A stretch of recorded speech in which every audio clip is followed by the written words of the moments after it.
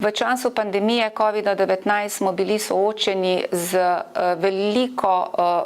nalezljivostjo tega virusa,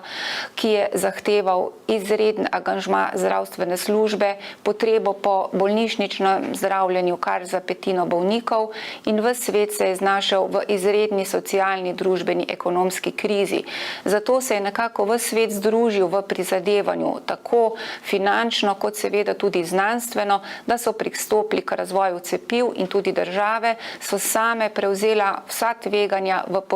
v povezavi s financami, če razvoj ne bi bil uspešen.